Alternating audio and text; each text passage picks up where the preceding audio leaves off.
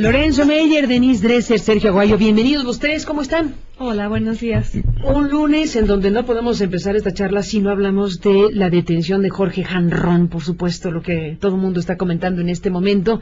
Y bueno, pues les pregunto de entrada, ¿qué piensan de esto que anunció el Ejército y la Procuraduría de una acción que se realizó en la madrugada de este sábado en el domicilio en Tijuana de Jorge Hanron, este político y empresario, quien fuera alcalde de Tijuana, quien buscara la gubernatura de Baja California y que, bueno, pues ahora está dedicado a los negocios, digámoslo así, incluyendo el del fútbol, que aunque el dueño sea su hijo, pero pues se sabe que está evidentemente acompañando este esfuerzo empresarial futbolero con la entrada en primera división de los Xoloscuincles, asunto que nos hizo recordar hace apenas unos días precisamente de qué estamos hablando, de la estirpe Hanron.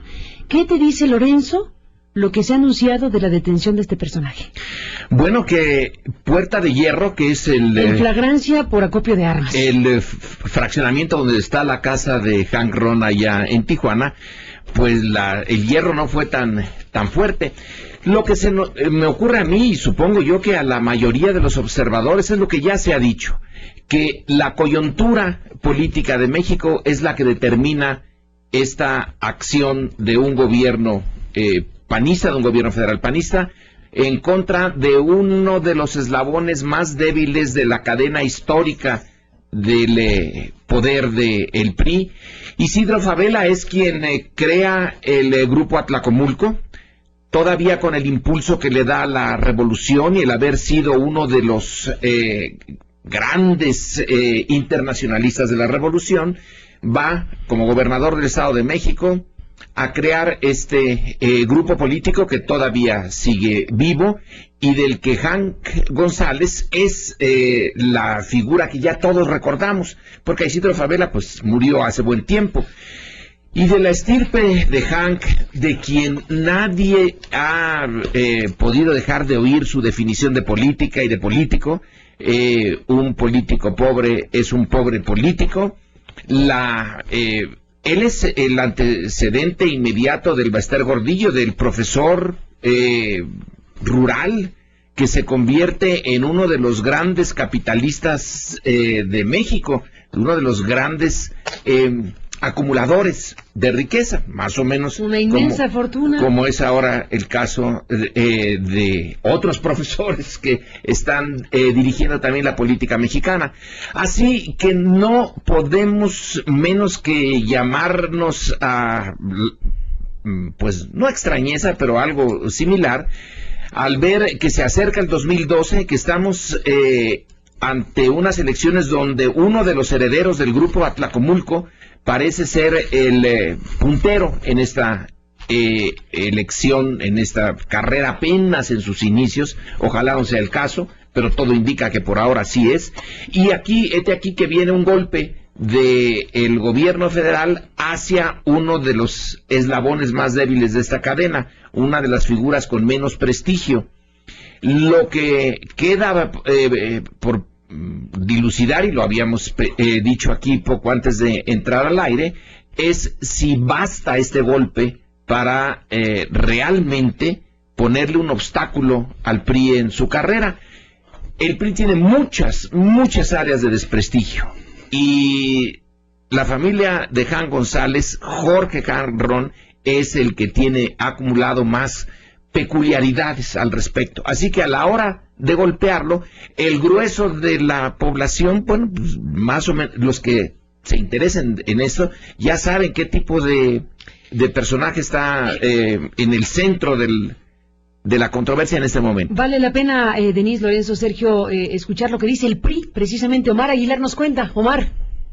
¿Qué tal, Carmen? Gracias, buenos días. Fíjate que el presidente nacional del PRI, Humberto Moreira, evitó dar una oposición oficial de su partido sobre la detención del expresidente municipal de Tijuana, Jorge Hanron, pero advirtió que no permitirá una cacería de brujas, así lo señaló, o actos de intimidación contra militantes de su partido. En conferencia de prensa en la ciudad de San Luis Potosí el fin de semana, dijo que el hijo del profesor Carlos Hank González es un compañero priista, fue extraordinario presidente municipal, así lo calificó, hizo una campaña política y estuvo a punto de lograr el triunfo en la gubernatura de Baja California Norte. En el marco de la Convención Nacional de Legisladores Locales Cenopistas, Moreira Valdés ratificó la militancia de Jorge Janrón en el PRI, pero explicó que antes de emitir una posición oficial sobre esa detención del priista, se necesitan conocer mayores datos sobre este hecho. Vamos a escucharlo. Y no creo que forme parte de esa cacería de brujas. No lo permitiríamos como partido que se estuviera iniciando una cacería de brujas así, o un acto represivo, o un acto de intimidación. No lo permitiríamos como partido, ¿no? Estamos blindados, no tenemos, ayer lo dijo la procuradora, terminó con la rumorología, dijo no hay ni un solo problema con nadie del PRI. Eso se diseñó como algo para poder tratar de intimidar. Lo que no esperaban ellos es esa reacción clara de nosotros de que no tenemos absolutamente nada que temer y sí tenemos mucho que decir en lo que hemos aportado al trabajo de seguridad del país. Y bueno, Carmen, cuestionado sobre cómo van a proteger a sus candidatos que buscan un cargo de elección de los usos ilegales de procedencia ilícita, Moreira Valdés respondió y también citó a la Procuradora General de la República, Marisela Morales, y dijo que no hay expedientes negros en contra de militantes del Revolucionario Institucional. Asimismo refirió que en la pasada reunión entre los presidentes nacionales del PRI, PAN y PRD se determinó buscar blindar a los candidatos de usar recursos de procedencia ilícita y recordó que el secretario de Gobernación, Francisco Blake Mora, ya se descartó para certificar a los abanderados de los partidos, por lo que buscarán otras formas para evitar este tipo de hechos.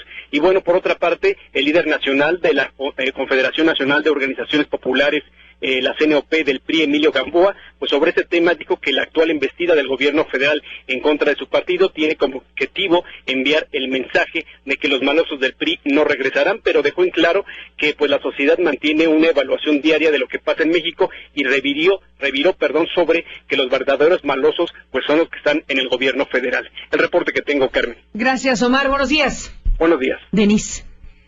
Pero, yo creo que nadie lo duda. La aprehensión de Jorge Janrón en este momento es un acto político, es un acto electoralmente motivado, es un acto intimidatorio. El PRI haría lo mismo si la situación fuera al revés. Creo que en esta coyuntura los partidos están tirándose hasta con la cubeta, precisamente por las elecciones que vienen. Ojalá el caso pueda resistir el escrutinio público en términos de cómo se armó legal y judicialmente. Porque si no es así, va a ser un autogolpe para el gobierno de Felipe Calderón. Ahora, lo que yo quisiera resaltar es la manera en la que el PRI insiste en defender a Jorge Janrón, porque creo que él representa todo aquello que el PRI debió haber tirado al basurero de la historia hace muchos años, debió haberse deslindado de personajes como él hace muchos años, y no lo hizo. O sea, basta con escuchar a Janrón, basta con verlo, basta con mirar su trayectoria, el closet lleno de esqueletos, la biografía. Es un hombre que representa al viejo PRI, a la vieja estirpe, a las viejas costumbres, y la defensa que hace su partido de él ahora. Carlos Jiménez Macías incluso declaró que era un hombre recto, se le ha llamado un militante distinguido, alguien que tenía 88 armas y una granada dentro de su casa porque según los priistas le gustaba la cacería. Creo que hay que examinar con mucho cuidado quién es Janrón. O sea, de galgo en galgo, de ocelote en ocelote, de permiso gubernamental en permiso gubernamental, pues construyó un vasto imperio. Es una de las fuentes de financiamiento más importantes para su partido. Y al mismo tiempo hay que recordar que cuando fue presidente municipal de Tijuana, su toma de posesión fue armada por alguien que pisó la cárcel por malversación de fondos. Sus amigos le otorgaron permisos ilegales para los negocios que ha puesto. Fue aprehendido en el aeropuerto del Distrito Federal en 1995 tratando de importar especies en extinción. Sus guardaespaldas fueron acusados del asesinato de un periodista famoso, vinculados al asesinato de 2 periodistas importantes de Tijuana. Alguien cuyo padre se volvió un hombre rico, Carlos Jan González, porque no quería ser un político pobre. Creo que Jorge Janrón representa la gangsterización de la política priista y tan no se ha deslindado el PRI de esas costumbres que, lo hizo alcalde de Tijuana y después quiso que fuera candidato a la gubernatura de Baja California. Entonces creo que en la medida en la que el PRI no logra distanciarse de ese legado, aunque este acto haya sido políticamente motivado, como bien decía Lorenzo, encontró el gobierno federal su punto de vulnerabilidad en la fruta colgando la más abajo del árbol, digamos, la que era más fácil agarrar. Y era bastante fácil, podrida. Y bastante podrida. O sea, Hank Ron revela esa podredumbre que el PRI viene cargando dentro de sí, y en un país en el que persisten las aulas autoritarias, pues como lo vimos la semana pasada en la consagración del acuerdo del gobierno federal y el Sindicato Nacional de Trabajadores de la Educación, pues el hijo del profesor Carlos Hank González quiere revivir las lecciones de su padre, solo que ahora un poco cambiadas. Un político con 88 armas y una granada en su casa es un político del PRI. Sergio Goye, ¿tú cómo ves el asunto? Primero, Carmen, demoledor comentario. creo que tendríamos que rebautizar esta mesa política y llamarla los lunes del reclusorio, porque la semana pasada, si recuerdan, cerramos con una entrevista con Martín Orozco desde el reclusorio de Aguascalientes. Y la referencia procede candidato porque del PAN a la fue gubernatura. Candidato del PAN a la gubernatura encarcelado por un gobernador del PRI. También, y el PAN acusó una maniobra política. También un sabadazo, lo cual lleva al tema de fondo, al tema que... Pero entre Martín Orozco y Jorge Hank Ron hay una distancia. No total, hay una distancia porque la pregunta sigue siendo la misma. ¿Justicia o revancha? ¿Combate a la impunidad frontal o maniobra electorera? Esa para mí es la pregunta de fondo, porque si el sábado pasado, súbitamente, el panismo decide hacer verdad sus promesas históricas de que va a combatir la corrupción y la impunidad, bueno, habría que aplaudir, deberíamos estar en este momento aplaudiendo la medida de que finalmente se está buscando la justicia. Pero, como no estamos seguros, pues entonces lanzamos estos comentarios certeros, agudos, dolorosos, porque en el fondo lo que reflejan es las dudas que tenemos de que nuestra clase política esté actuando de acuerdo al interés general. Y en ese sentido quisiera enmarcar el caso de Hank Ron brevemente. Los abusos del poder, porque él representa abuso de poder, tráfico de influencias, acumulación de recursos, concentración de armas de fuego para vayamos a ver qué cosa. Pero no es el único, y hay una larguísima historia. O algo peor, que sería vínculos con el crimen organizado si nos atenemos a las sospechas de los servicios diplomáticos de Estados Unidos que se conocen hoy a través de los cables de Wikileaks. Ahí hay señalamientos muy graves precisamente sobre Hank Ron. Y de la prensa estadounidense durante muchos años, incluso cuando fue alcalde de Tijuana. Por supuesto, pero vamos, aquí me abstuve de mencionar las presuntas responsabilidades para concentrarme en aquello sobre lo cual no hay duda. Tráfico de influencias lo hemos visto, lo hemos observado a lo largo de las décadas, y en ese sentido lo que tal vez valga la pena resaltar para que los panistas entiendan el escepticismo que al menos a mí me provocan estas acciones, es el historial de tolerancia a la impunidad que han acumulado en los últimos 11 años.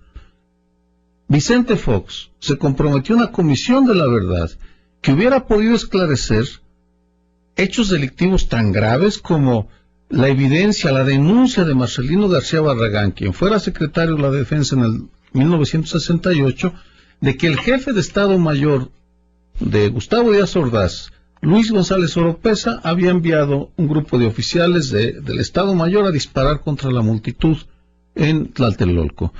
Podría seguir enumerando hechos delictivos de extraordinaria gravedad que fueron tolerados porque el PAN de Vicente Fox y de Felipe Calderón han preferido coexistir con las ilegalidades, coexistir con las impunidades y no solo eso, sino que sumarse para crear un festival que ahora lo único que provoca ante hechos como este es la pregunta, ¿justicia o revancha?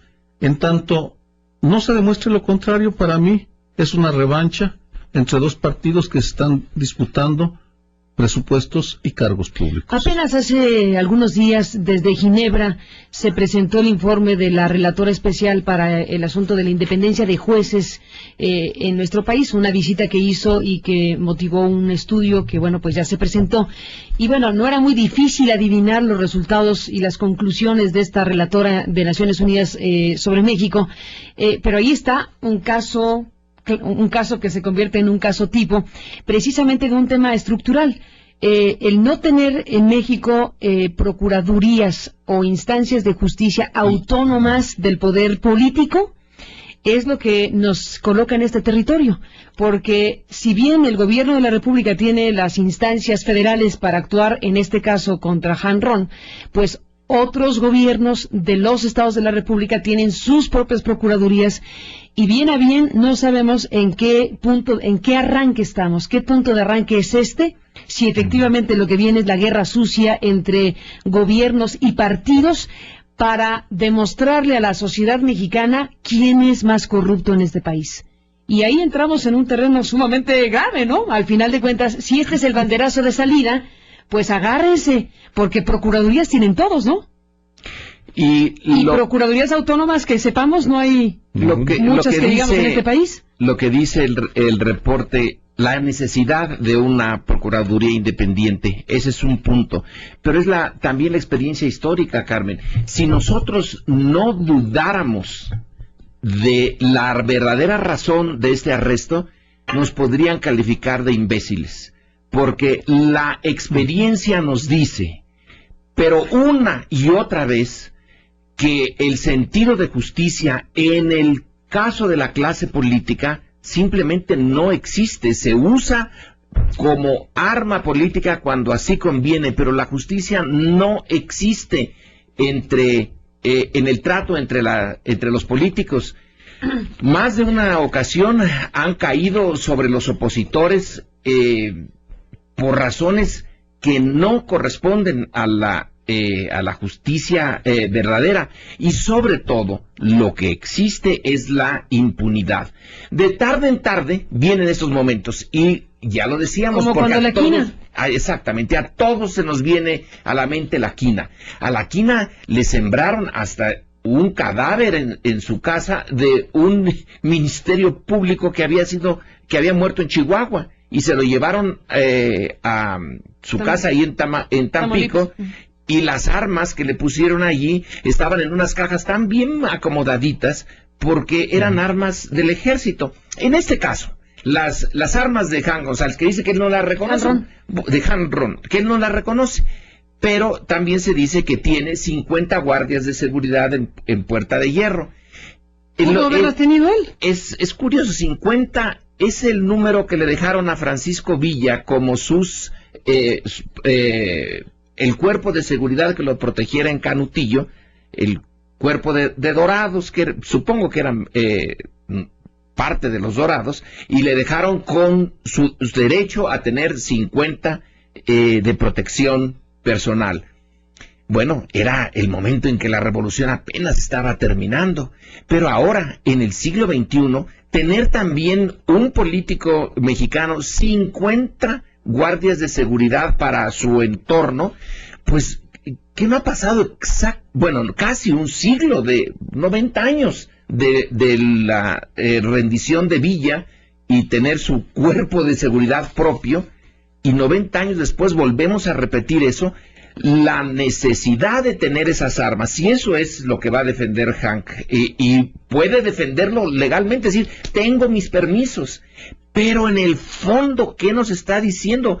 Que el país no ha progresado, que solamente los políticos ricos pueden tener la seguridad que el resto de los mexicanos no tienen, porque el Estado es incapaz de proteger al ciudadano, entonces le da permisos a los especiales para que ellos sí tengan su pequeño ejército privado.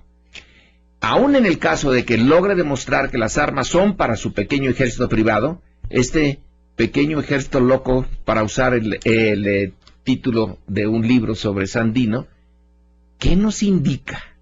¿Qué nos indica? Bueno, los que saben de estos temas nos dicen que las próximas 48 horas son decisivas para Jorge Hanron. Y nos cuentan que son decisivas porque, bueno, hay varios escenarios. Lo pueden consignar a un juez para ejercer acción penal.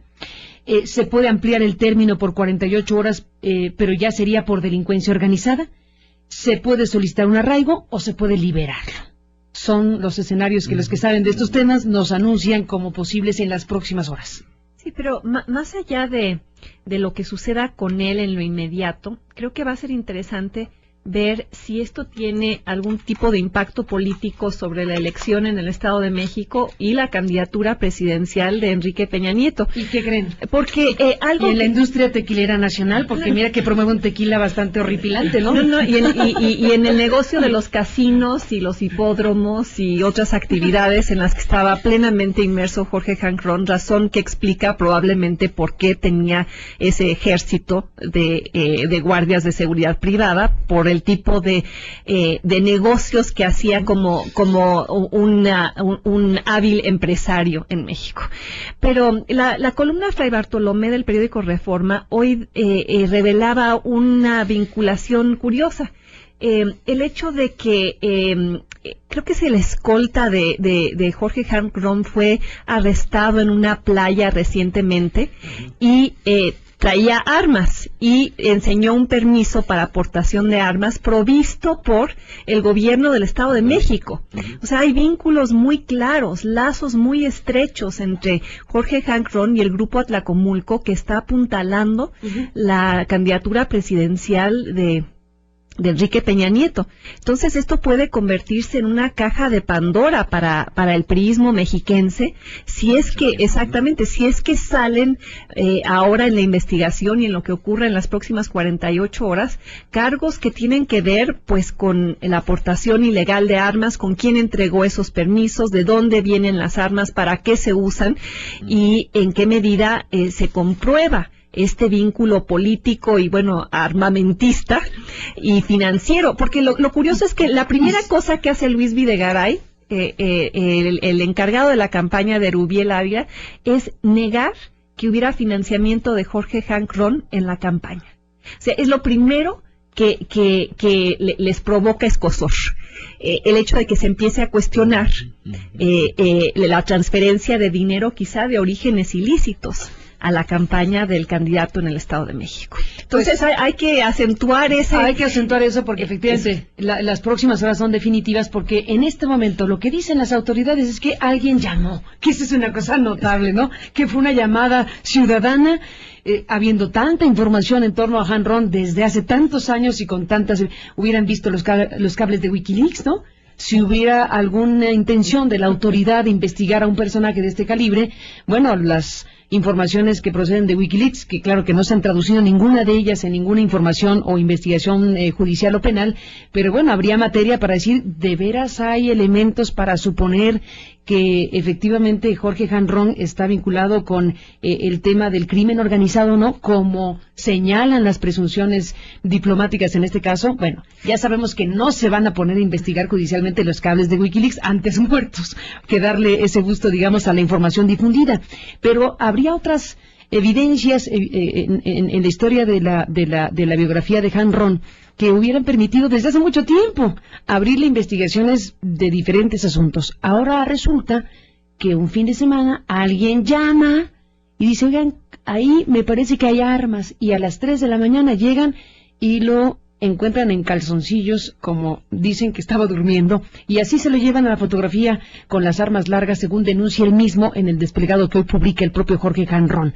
Bueno, Carmen, aquí estamos frente a la posibilidad de que de esta llamada ciudadana que ha llevado a Jorge Hanron a la cárcel se traduzca en la investigación solo de las armas que han dicho que tenía en su casa, o es el paso previo a acusaciones más formales respecto a vínculos con el crimen organizado. Y ahí sí estamos hablando de palabras mayores. Las horas por transcurrir son fundamentales, y eso implicaría un banderazo de salida a una guerra ya de grandes proporciones en el territorio grande, que es el del crimen organizado. Esa es la gran interrogante en este momento. ¿Hacia allá se dirige la Procuración de Justicia, hacia allá se dirigen las investigaciones, a imputarle cosas directamente de relación con el crimen organizado? Esa es la pregunta obligadísima.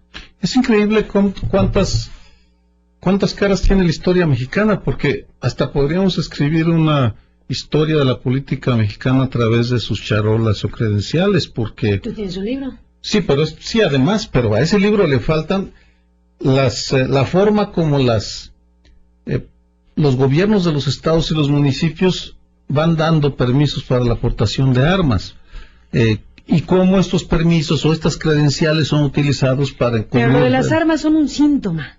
Por supuesto, eso es... Las armas por las armas son solo un síntoma. A eso iba, que es tal vez un punto que vale la pena subrayar. La evidencia que estamos recibiendo, y esta es una pieza de evidencia muy importante, muestra que el gobierno federal, los políticos poderosos y los empresarios están tan bien armados como los carteles de la droga.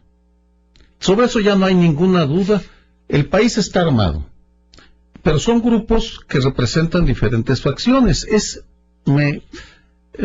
Asociaba esta realidad de las 88 armas y una granada de fragmentación con las fotografías de los purépechas de Cherán, Michoacán, que han decidido defender su pueblo frente a los ataques del narco, y las fotografías que han salido los muestran con escopetas, rifles 22, es decir, un armamento notablemente más débil, insuficiente para enfrentar a quien trae una AK-47 o un R-15, una granada, una bazooka, en fin, todo el armamento que nos están mostrando, que nos muestran día con día.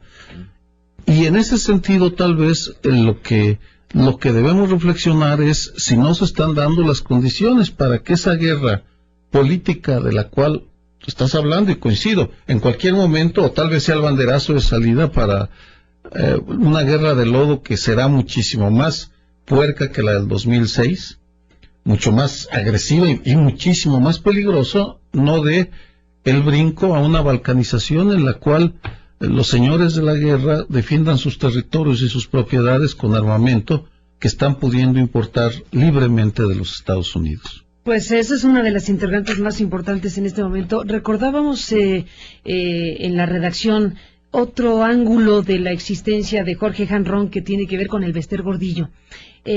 No quisiera forzar las cosas, pero tampoco quisiera dejar de lado el asunto y ese antecedente y la gran cuestión de por qué perdió la gubernatura de Baja California Jorge Hanron, y cómo estos poderes incluso dentro del PRI, porque el Bester Gordillo estaba en el PRI, dejó de estar en el PRI, siempre ha estado en el PRI, va de regreso al PRI. En este caso, la confrontación de poderes dentro del PRI y cómo Jorge Hanron fue un vértice precisamente de esa confrontación, cuando Roberto Madrazo y el Bester Gordillo entraron en un choque total, precisamente cuando compartían una dirigencia de un partido como el PRI. Bueno, se dio un debate que recordábamos y que tenemos el momento donde se están dando hasta con la cubeta, un debate que organizó Joaquín López Dóriga en la radio. Esto era noviembre de 2005, un debate radiofónico entre Gordillo y Roberto Madrazo, entonces recién designado como candidato a la presidencia del PRI. La líder magisterial acusó a Jorge Hanron de amenazarla de muerte. Y esto lo traigo a colación porque luego recuerdo lo que Proceso publicó sobre el particular, pero vamos a este audio que nos habla también de esas luchas intestinas en el PRI que no podemos olvidar en esta mañana. Sí es cierto, ¿no?, que Jorge Han me mandó a amenazar de muerte. Sí es cierto, ¿no?, a través de Noé Rivera, y lo mandaron a traer aquí para amenazarlo. A ver, aquí hay una cuestión muy grave, que Jorge Han la mandó a amenazar de muerte a través de Noé Rivera. Absolutamente falso, Jorge. Absolutamente falso. Roberto Madrazo y los Hank. Bueno, Roberto Madrazo y los Hank tan cercanos a ellos. Y en ese momento el Bester Gordillo lanzando una acusación pública de esta dimensión. Esto se daba en el contexto de esta confrontación entre uno y otro. Y bueno, pues recordamos ahora también cómo en 2007, cuando Jorge Hanron buscó ser gobernador de Baja California, pues perdió la contienda precisamente por la intervención directa del Bester Gordillo y su magisterio en la jornada electoral. Hay una grabación que obtuvo Proceso en una reunión privada con decenas de líderes magisteriales de todo el país reunidos en Tijuana el jueves 2 de agosto de aquel año, de 2007, donde ordenaba parar a los rojos que se apoderaron del PRI y permitieron permear la impunidad, el narcotráfico y las mafias. Era el Bester hablándole a sus maestros y a sus correligionarios en Baja California, llamándolos a hacer lo necesario para impedir el triunfo de Jorge Hanron. Viene una crónica muy buena que en su momento publicó José Gil Olmos en Proceso, hablando de la estrategia de ingeniería electoral diseñada por la maestra, basada en un trabajo de captación selectiva de electores y las cosas que hace la maestra, digámoslo así, para efectos prácticos. El día de la elección, contaba Gil Olmos, 2 horas después de que se confirmaba la derrota de Hanron explotó, narraba Gil. Los ojos se le llenaron de lágrimas y con el rostro descompuesto gritó: ¿qué pasó? Que me contesten estos cabrones, se los va a llevar la chingada, si me vieron la cara. ¿Qué pasó? Les gritó a Fernando Castro Trenti y a Eduardo Bernal, a quienes amenazó con arruinarles su carrera política. Y como nadie le contestaba, él mismo se respondió: esta vieja me chingó. Así narraba Gil Olmos aquel episodio que nos muestra también otro ángulo de la biografía y carrera política de Jorge Hanron. Te oigo, Sergio. Brevemente, los niveles de cinismo ya son de cinismo sostenido. Lo traigo a colación porque ella hablaba, efectivamente de lo que estamos aquí diciendo. Ella hablaba del narcotráfico, de crimen organizado, o sea, para atacar al personaje, en palabras de quien acabo de mencionar. Mira, asocio esta referencia al voto corporativo que todos sabemos maneja el Sindicato Nacional de Trabajadores de la Educación o el Baster Gordillo, con el convenio del movimiento de izquierda de René Arce y Arubiel Ávila en el Estado de México, por el cual se intercambian cargos a cambio de 140,000 votos. Ahora recuerdas la ofensiva del gordillismo en contra de Jorge Hanron. Que impidió que llegara a la gubernatura. Que impidió que llegara a la gubernatura, y aquí, ante la ostentación de la fuerza de las armas del ejército mexicano y la entrada de la Procuraduría a la ley electoral, y ante evidencia de este tipo, es inevitable preguntarse, ¿y los organismos autónomos? ¿Dónde están los árbitros electorales para decir, carajo, algo, opinar sobre toda esta descomposición de la vida democrática e institucional? Porque lo que estamos viendo es una disputa de políticos ambiciosos que utilizan todos los recursos que tienen a su alcance para agarrarse cargos. Me resulta incomprensible las tendencias suicidas de esta clase política. Denise. Un breve comentario. A mí me encantaría que el gobierno federal hiciera público el teléfono al que habló esta persona, el denunciante en Tijuana, porque, bueno, la manera en la cual se respondió a esa denuncia ciudadana de inmediato, el hecho de que ingresara el ejército sin orden de cateo, sin orden de aprehensión, ante una denuncia ciudadana denota, bueno, un grado de eficacia que yo jamás he visto en otros niveles del gobierno mexicano. Pero ojalá tuviéramos todos a nuestra disposición ese teléfono también para hacer nuestras denuncias ciudadanas ante otras irregularidades e ilegalidades que presenciamos cotidianamente. Bueno, segundo comentario, Sergio tiene razón cuando hablaba de todo esto que estamos presenciando. ¿Dónde está el árbitro? ¿Dónde está la autoridad electoral? ¿Dónde están los garantes? Tienen razón Pedro Salazar y Lorenzo Córdoba cuando titulan su libro más reciente Democracia sin garantes. Porque ¿dónde está el árbitro? Ayer leí ahí una nota sobre los múltiples viajes del presidente del Instituto Federal Electoral, Leonardo Valdés, que está acumulando kilómetros. Creo que ha hecho 9 viajes en las últimas semanas a conferencias donde se habla del ejemplo emblemático que es México en términos de haber construido una autoridad electoral autónoma. Entonces, la autoridad está viajando o está guardando silencio o está siendo cómplice de los poderes fácticos. O sea, la manera en la cual el Tribunal Federal se pronuncia sobre el caso de Enrique Peña Nieto y los spots que diseminaron las televisoras sobre su informe de gobierno, spots que ilegalmente se diseminaron a nivel nacional y se pagaron como spots a nivel nacional. ¿Y la autoridad qué determinó? Pues que no había habido una violación a la legislación electoral. Si acaso, pues había que amonestar públicamente a las televisoras. Bueno, el IFE votó porque no hubiera una sanción monetaria, sino que simplemente hubiera una amonestación. Entonces, la autoridad o se doblega, o se colude, o tiene miedo, y es una autoridad además incompleta. El hecho de que falta por elegir 3 consejeros electorales, porque los partidos no logran ponerse de acuerdo porque están repartiéndose los puestos a base de cuotas. Creo que todo eso es profundamente revelatorio sobre el estado de precariedad que tiene nuestro sistema electoral. Pues se acabó el tiempo, nos queda apenas un minutito para cerrar esta mesa, que les agradezco hayamos podido compartir.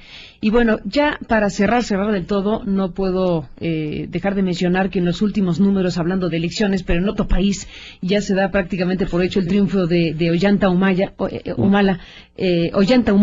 que bueno, pues está ganándole a Keiko Fujimori. Lorenzo, ¿qué te parece si tú despides con un comentario sobre esto? El último informe que se da a conocer precisamente nos habla de una diferencia cerrada, sí, de 51.27 para Ollanta Humala contra 48.72 para Keiko Fujimori. Cerradísimo este proceso electoral en el Perú.